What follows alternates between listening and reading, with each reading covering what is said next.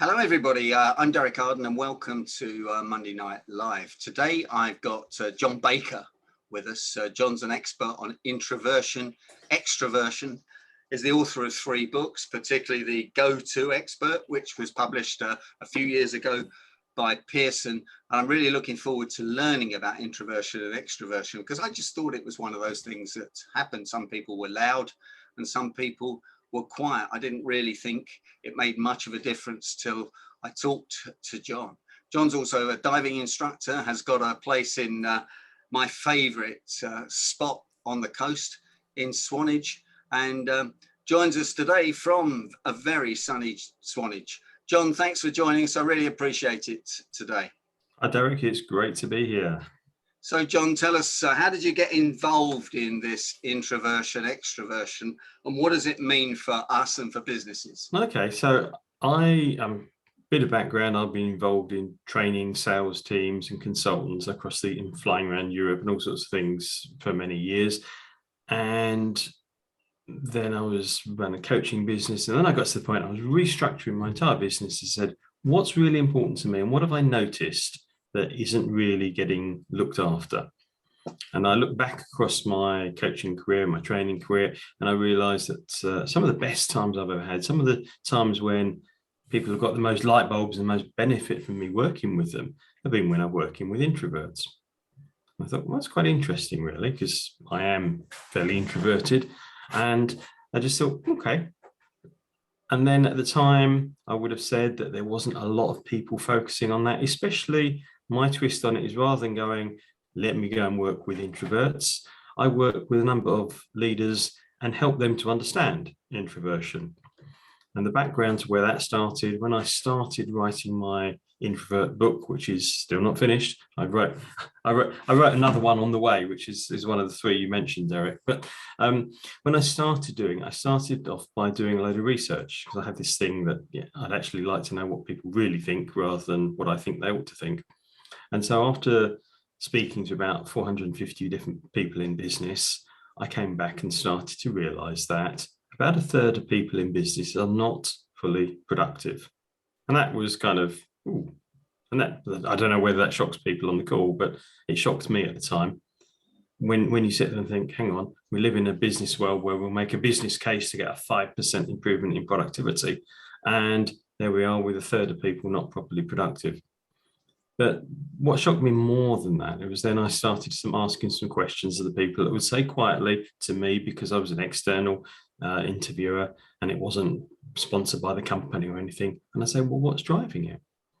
And of course, like all these things, there were many things, but the most common things came back as communications and communication style in a company, the culture of the company, and where both of those overlap with introversion was, if you like, I'll call it the sweet spot. It's got to be the sour spot, really, I suppose. And that was the point at which I went, well, hang on. Communications and culture are both things which are controlled by leadership. So here we have leaders not really understanding introversion and creating the productivity loss that they probably want to fix. And so that's where it started from. And so what do you do about it when you're coaching companies? So the first thing is to help people understand what it really is, understand some of the myths around it.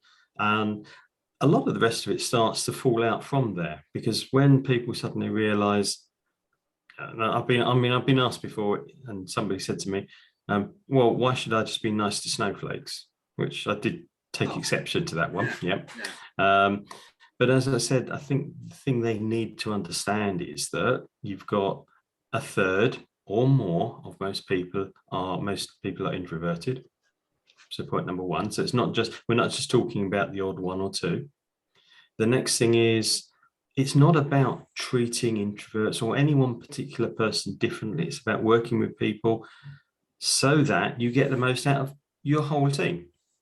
And I think that's the next part, was when people start to realize that, this isn't about the odd 1 or 2 people. It's not about doing things different just for those people. It really is about starting to change the way you work so that you're inclusive of everybody. But isn't this, I mean, I've worked with people that would say, well, if they don't speak up, that's their problem. They should get a grip. Is that attitude still around? Yep, sure is. And I think that's that came to me when the nice about snowflakes thing. And yeah, there is quite a lot of people like that. One of the most regular things I get asked is, somebody will say to me, I have these regular team meetings and there's a couple of people in the meeting all the time that never really say a lot. Can you get them to speak up in the meeting? Because I really want them to speak up in the meeting.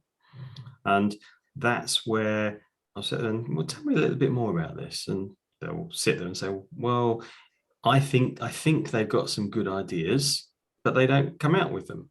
So I think the first thing is to go, well, why do we want them to get to speak up in the meeting? Because if we got the whole team engaged, we're going to get much better diversity of thought. We're going to get a lot more thought goes into the solution. We're going to get a more resilient solution. We're going to get all the team engaged, which probably means you're going to increase productivity just by getting these few people in the meeting actively engaged.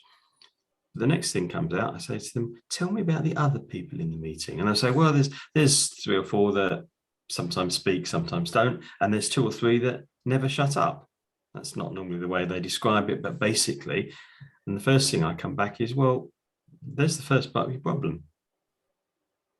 Because why would somebody really try and butt into a meeting where you've got this uncontrolled, quite often just full of ego nonsense coming across from a couple of people? And so I think the first thing is to hold back, and literally just hold back some of the louder ones. Because one of the things about introversion that I think there's 2 things about the definition. Let's take a step back for a second. There's lots of let me call it official tests, which come from psychological societies, etc. But there's 2 things I think are really interesting in a business perspective. Number 1 is about energy. And there's a thing which introverts gain energy by being on their own, and they'll lose energy when they're with a large group of people. And the larger the group of people and the less they know them, the faster they'll lose that energy. I think of it like the old, you might remember, Derek, the old Nokia 3310 phones.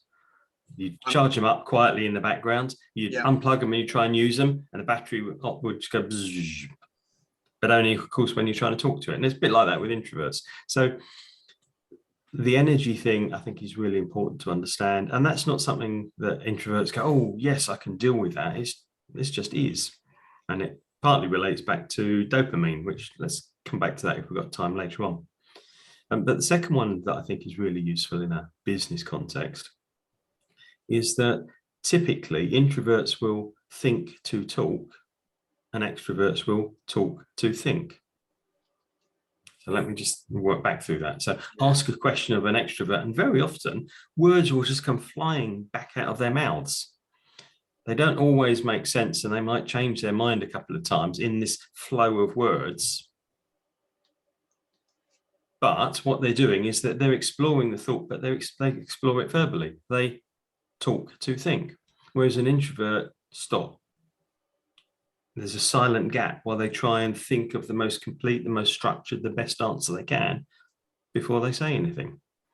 So those 2 things have a lot of implications that flow from them. But one of the things is that you'll tend to get a gap in the conversation with introverts. So you think of that in a meeting situation or in any other kind of discussion in a business situation. But think in a meeting time where, okay, I'm thinking through my answer to the problem that's being discussed, but somebody else has taken the gap in conversation, in they jump with their thinking through their own answer. And very often what I've seen happen with people is the guy that's running the meeting has praised the quick answer. Oh, that brilliant answer. Thank you for coming back with so quickly. And they, effectively, what have they done? They've rewarded the person that just keeps firing stuff into the room. And the person that's thinking through, the person that's got a different outcome of it, the person that's got a more detailed, and the person that could possibly break up the groupthink that tends to go on if you don't do that, shuts up. So what happens to the quality of the meeting? What happens to the quality of the discussion? It goes downhill because of this tendency to have a small gap in the conversation. So those are the two defining points that I think are incredibly useful in a business situation. And I can then jump on and talk about whether it's in meetings or discussions, but a lot of the things that we can do about it as leaders involve understanding that those two things. So in a meeting situation, one of the things we can do is actively hold back some of those people that talk a lot. That's about facilitation skills. It really, yeah, I was just thinking that it really is. And how many people have got facilitation skills? Now I know, because I know the people on the line, almost everybody, they are leaders and they have facilitation skills. And I guess then they may be thinking now, as I haven't always brought everybody in, but we really try to do that. How can we get that message out though? I was just thinking about this. I've been thinking about one or two introverts and extroverts. And of course the introverts are really railroaded by the extroverts and decide not to say anything, even though when they've done their thinking. I mean, I guess, how do we get that message out, or how do you get that message out when you coach at the Open University? Well, the first thing is, for me, it's about making people realise that that gap goes on. And then it's about talking to the people that facilitate meetings, whether they are facilitators, consultants, or literally they run their own business, they lead their own meetings. But the first thing is to say, facilitate the louder voices down sometimes. And that can be literally, sorry, Derek, going to come back to you in a minute. Done. That can be done politely. It can be done incredibly bluntly. And I'm sure we've all seen people do it really badly. But that's the first part of it. Then there's other ways of doing things. So if we can, not for every single part of the discussion in the meeting, but if we can slow the meeting down every now and again and take out the discussion part, and that could be as simple as, okay, what I want everybody to do is take 30 seconds, no talking. I want you to write down the first two things you think of when I say dum. And then we go around the room and everyone reads back out their answers. Now, what's happened in that time is I haven't had to worry. As an introvert, I'm not going, oh, I'm trying to think and I'm trying to talk and I can't do it. And I'm worried that people will think I'm slow, because this is what people often think about introverts. And I've been able to go, right, I processed stuff through, I've written it down, great, now I can go. But equally, it's benefiting many of the extroverts as well, because rather than just blurting stuff out, they're thinking through, well, some of them are thinking through stuff in more detail too. So at that point, you've even just that one simple example, you've got a richer thing going on. But most importantly, you've got the whole team engaged. Immediately, just by doing that, you've got everybody engaged. And I'm not saying you can keep the whole team engaged when you've just done that once in a meeting, but if you've got everyone engaged to start with, it's easier to keep people engaged. And for other things flow from that. You know, and I'm sure everyone else on the call has seen the old trainer things where everyone writes things on Post-it notes, and you will go and stick it on the wall, you move them around, you group it up. But again, it's exactly the same thing going on. It's an introvert-friendly way of brainstorming, if I can put it like that, because you're getting everybody to be engaged, but you're slowing it down to the speed of writing stuff. Whereas, okay, everyone, just shout out the first things you think of. Brainstorming, as we would know it, doesn't always help introverts in the room. I can see that. Does breakout rooms, breakout groups? Breakout rooms can help a lot, yes. But again, if you've got an unfacilitated breakout room, and I've seen them work incredibly well, where you've gone, right, okay, let's break people out, and the leaders thought about the mixture of people in the group. I've also seen it work where 3 very loud people and 1 very introverted person got shoved into the same breakout room. Yeah. Nothing got, and that was worse than being in the whole meeting. Sure. So it can work well, yeah. Now, some of the people on this call, like you and I, John, facilitate associations, not for profits, where you get older people who have very fixed views because they've been leaders, and actually they want to take over the meeting. We've had discussions on how you deal with that, but what would your take be on that? My take comes back to, first of all, and this is an old-fashioned thing that nobody's ever stopped nobody had ever explained the reason to me, is get the agenda out very early and the pre-read out early. If you've got stuff that you want people to analyze and read through, make sure it's out at least a week early. What will happen? First of all, the introverts are more likely to read it. That means that when it comes to asking the question, they're not having to process it because they've done the processing before the meeting. So that's the first part of it. But if that actually tends to appeal to a lot of older people that have been working for a long, long time. But the next thing really is about keeping people to the agenda. So I was running a meeting on Saturday where you've got a great group of people, really committed people, and it's an association exactly as you just described. And there's a couple that just want to keep going back. Oh, well, 20 years ago, this is the way we did it. And yeah, you've come across them. And if there's no agenda, and if the agenda wasn't seen and everyone didn't buy into it early, they just get away with doing that. Yeah. And it's about bringing them back to the agenda all the time. And as I would say, holding them back. I've got to tell you, when Graham and I were running the Speaking Association, the main board, Graham a couple of times put out, we didn't believe anyone ever read the papers that we put out early. So Graham put some nonsense in the middle of it just to see if anyone picked it up. And guess what? No one did. So oh, wow. We did stop doing that, I must admit, too far in advance. We had to walk them through it. Anyway, that's... But again, the reason, I mean, the rationale for me is if you want more engagement from the introverted people, lots of extroverts will tend to wing it. They're quite happy just make up on spot. Yeah. And therefore sending it out to them, they're probably the ones that are least likely to read it early. But if you've got an introvert that's engaged and you want them to engage in the meeting, getting that stuff out to them will really help. Okay.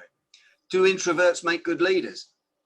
I think the answer is absolutely yes. I don't think it matters whether you're an introvert or an extrovert. To me, that is one of the big myths about introversion. We could have a good debate here on here, actually, Derek. What do we think a leader is? But I think this idea that introverts can't be good leaders comes from what I think has become this thing in Western society, where we think a great leader is the kind of lady or man who can speak off the cuff, who speaks a lot and drives things forward because they're always talking about stuff. And I don't know that that's got anything to do with leadership whatsoever. Now, what do I think is a leader needs to have? I guess they've got to have a vision. They've got to know where they're going. They've got to inspire their team to get there, and they've got to engage the whole team to get there. But where in that does it say you can't be an introvert? Now, the stuff where you've got to stand up perhaps off cuff and speak without expecting to, and speak to shareholders or TV stations or whatever, of course an introvert will be far less comfortable doing that. But is that the main part of leadership? And I don't think the answer is yes. And then at the same time I was doing the other survey, I said to people in the UK, who do you think of when I say great leader? And 63% of them all came out with the same answer. Yeah, we know who that is, don't we? I bet everyone could say. I don't know. It'd be interesting to see what comes in the chat box, actually. But okay, put it in. We won't say that. Put it in the chat box. First person you think of when you say great leader. Yeah. Probably be completely different today, but. Well, the person I'm thinking of, I'm not sure he is a great leader, actually, which is alive or dead. Which is interesting as well. So yeah. So we got Churchill coming in. We've got Barack Obama. A couple of Churchills. Yeah, Mrs. Thatcher. How about that? Yeah, Mrs. Thatcher. Churchill. Yeah, no, that's Churchill is the obvious one. Churchill's got the most votes today. I mean, 63% of the people I asked said Richard Branson, by the way. Yeah, I thought you were going to say Richard Branson as well, because I was thinking of current leaders. And yeah, and Richard Branson is an introvert, very definitely. Yeah. And then you've got people like Bill Gates, Jeff Bezos, who are all introverts. And we could debate whether they have the best leadership, but I think if they've driven a business to the kind of places where those places have gone to, then we've got to say, yeah, it's a good leader. Yeah. Now, I Googled introvert and extrovert, and I came out with ambivert and omnivert. What's that all about? I think the interesting thing is you're not an introvert or an extrovert. Let's start there, and then let's just call it a spectrum somewhere in between the two. And if you're somewhere in the middle, you've probably got some of the elements of introversion. You've probably got some of the elements of extroversion. You can probably slide yourself up and down a little bit further as well. And that is where being simple for the sake of a quick discussion, that's where I talk about ambiverts as being they're somewhere in the middle. So an ambivert's in the middle, and an omnivert can switch from one. I mean, that's a reasonable way of looking at it. Again, I tend to just sit there and say, for simplicity, let's just say they're somewhere in the middle. Yeah. And I know some psychologists go, but actually, let's talk about it in practical terms, and say the people in the middle are people that are, not what you would call intro or extro. Sure. They sit there. But again, some of them will have preferences for, the thinking, the processing. And so doing the things like I was talking about earlier, the agenda will help those as well. So it's not just the introverts that help. Some great tips there. Now, I filled in your survey on your website. Oh, brilliant. Thank you. Which I know that you encourage anybody else to do, anyone watching this. The link is in my briefing today. I think I came out as I can move from one to the other. So I guess running this, a lot of people would say I'm an extrovert, but I don't really feel an extrovert. I don't want to go to a party and talk to people. That's the last thing I want to. I want to have a beer on my own and get some energy back. Yeah. Does that happen with a lot of people, or am I a bit odd? No, you are. Lots of people kind of put out there, and the way they behave in an extroverted way, because there's bias towards extroversion, and we're told, if we are told or it's implied to us that to be successful, we need to adopt a lot of extrovert behaviors. And that to me is one of the issues that's going on. And so that's where you get these, people, introverts. If I often use it as introverts are hiding in plain sight, because here am I sitting there saying, well, if you've got introverts in your team, think about this and think about this. But if everyone's behaving like an extrovert all the time, it's quite hard to see them. So I tend to talk about things that if you've got people in your team where there are often gaps in the conversation, that's that thinking and processing thing going on, it doesn't mean they are an introvert. It means they might be. If you know that they are one of these people that you see them, as you just described yourself, I would describe, Derek, recharging their energy by sitting quietly on their own, again, that's certainly a big sign they're likely to be an introvert. Are they people that talk to think, or do they think to talk? Interesting ones then. Are they much more social with people they know closely? And if you've watched some introverts, and in a group of people they know really well, they're much more animated and they're much more social. They will still lose energy, but they are much more social with people they know.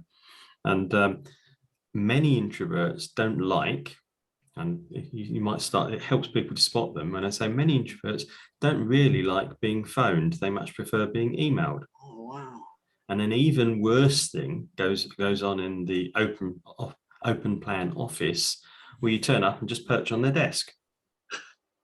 And I've done it myself, I'll be honest. But once I suddenly realised what was going on, I'll go and I'll do the can I talk to you for a moment, think if I really need to.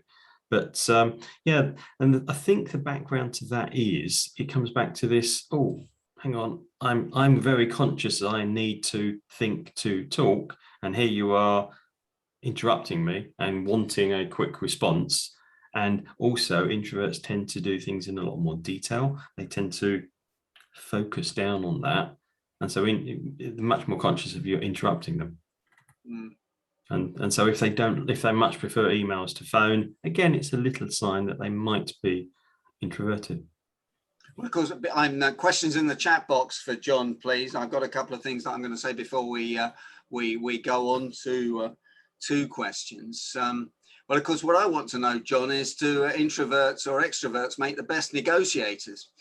Well, that's a really great one. And I think we could probably just have a podcast just on that one, Derek, because I think that's a really good point. Now, I'm going to twist it slightly and then come back to your question, because I've often been told introverts can't be salespeople. Yet at the time when I was flying around Europe training salespeople, one of the favorite things was a great salesperson has got 2 of these and 1 of these.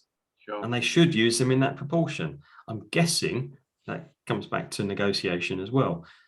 But of course, introverts tend to be very good listeners, and therefore they can be very good salespeople. Again, they don't fit the model of the salesperson that we all have in our heads. We all have in this kind of great extroverted person that likes going out there, shaking people's, pressing the flesh and all the rest of it.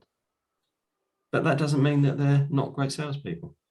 And so coming back to your question, I guess in my head, people that I've perceived as great negotiators tend to be more extroverted, and yet I doubt that that is really a good negotiation.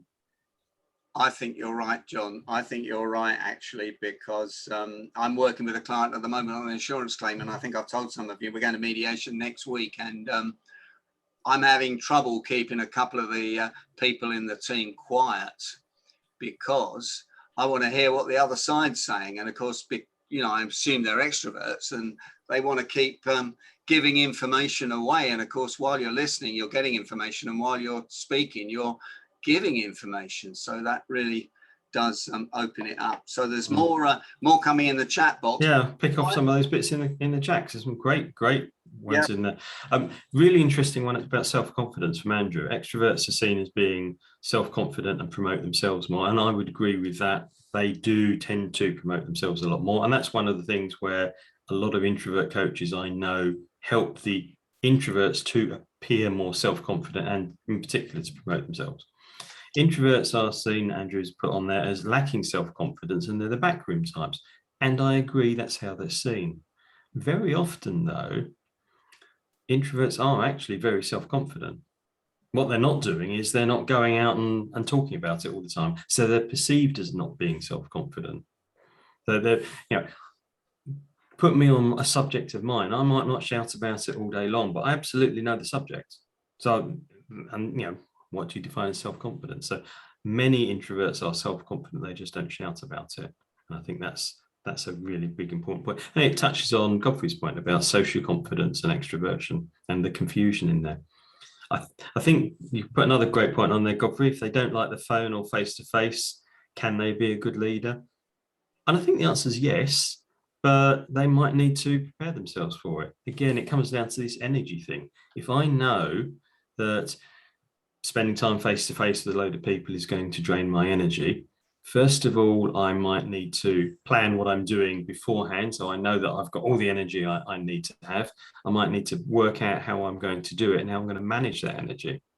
So can introverts spend time face-to-face? Yes, but it will drain energy. So turning to your second book was on networking, and we got Will Kentish on the on the line as well. So do you have to be an extrovert like Will to be a good networker?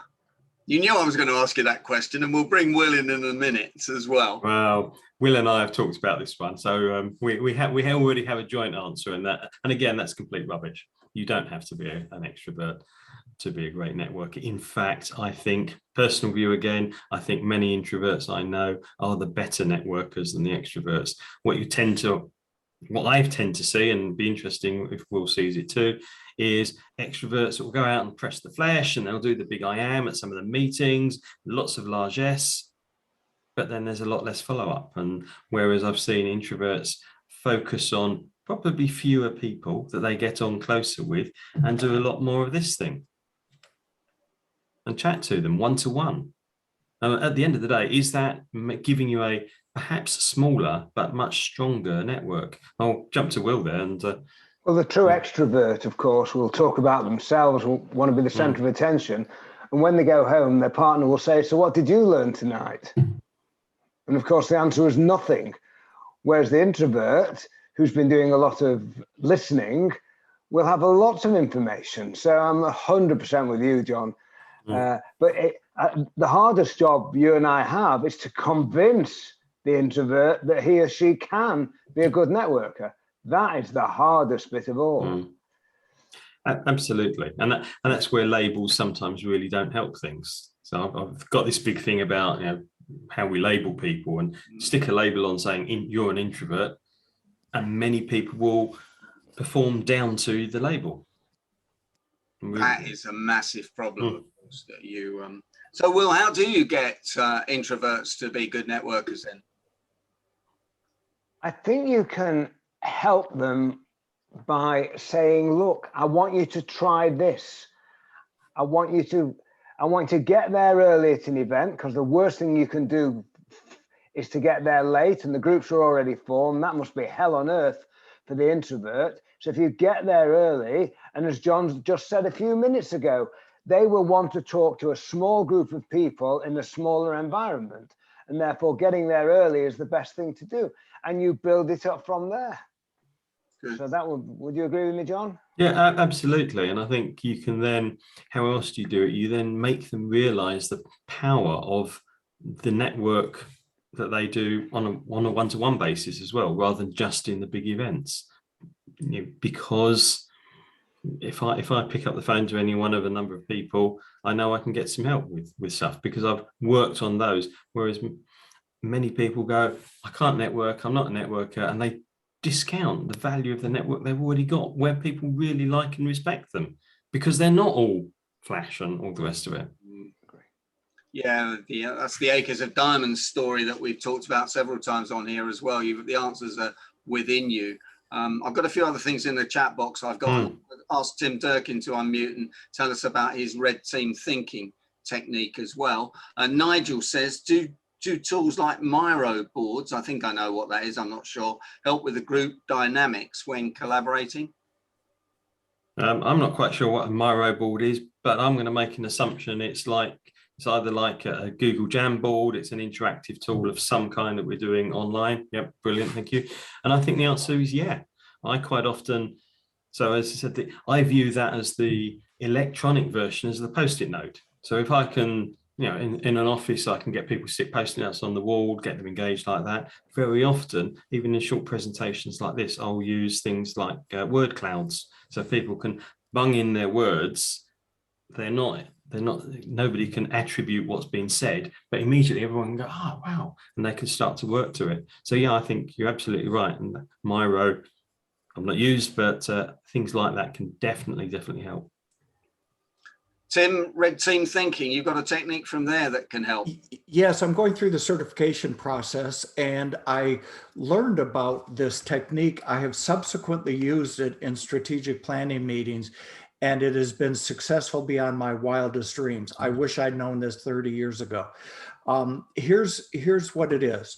First of all, when you ask a question or when you talk about how we're going to solve a problem, the first person that speaks forms the structure of the rest of the discussion.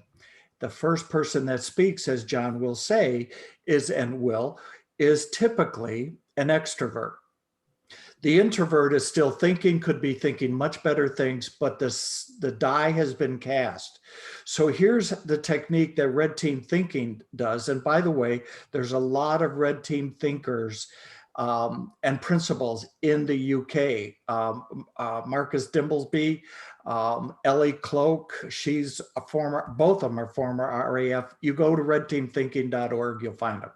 Anyway, here's the technique. You ask the people, what is the problem? And then you say, I want you to think about it for 2 minutes. Now, many people think by writing. Do not allow writing. Just think about it. And for 2 minutes, and it gets very quiet in the room. Then you say, now I want you to write down what you think the problem is. In other words, write down what you thought. And that's another minute or two. All right. And here's where it really starts getting powerful. Turn to another person. It's called think, write, share. So the third step is share, which is, I like to say, look to the person to your left, look to the person on your right, decide who looks more interesting, pair up with them. That's sarcastic. Just pair them up and talk about what you think the problem is. And they'll have two different answers. Maybe they're the same. Then you say, I need you to pair up with another pair. So you've gone from single, you, a pair, and now you're in 4. Then, as a facilitator, you then you can pick the person who's going to be the spokesperson. So I'm looking at this group. I'm looking at Will, Lynn, Alex, and Jill. Now I know Will to be the most introverted of all of them. So I want him to participate. I don't want to be democratic about this. I will say, Will, what did your group of 4 come up with? And I will tell you, it is amazingly powerful. It brings the introverts in, it does some thinking, and you don't have that huge issue of first person to talk structures the conversation. I'm telling you, I've never had anything more successful. Thanks, Tim. Oh, I love it. We're almost coming to the end of the interview. Will you stay on and answer questions after? Absolutely, yeah. I mean, I was just going to pick up on Chris's piece there, if you've got another second, Derek. Yeah, do that. So, pick it up. well, Chris made a really good point that context is important. Some people will have a natural preference for introvert or extrovert. What we've done, and when I work with introverts, I'm not turning them into extroverts, because I think that's completely wrong. And that's where so many people go wrong.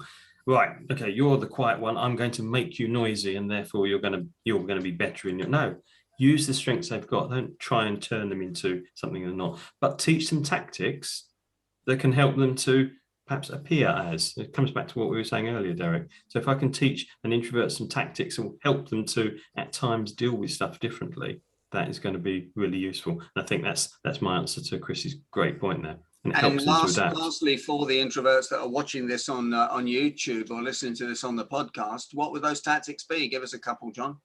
I often talk about STOP. So STOP is going to be an acronym in a minute, I'm sorry, but for the moment it's stop worrying about the damn thing. Because the more we worry about it, the worse the whole thing gets.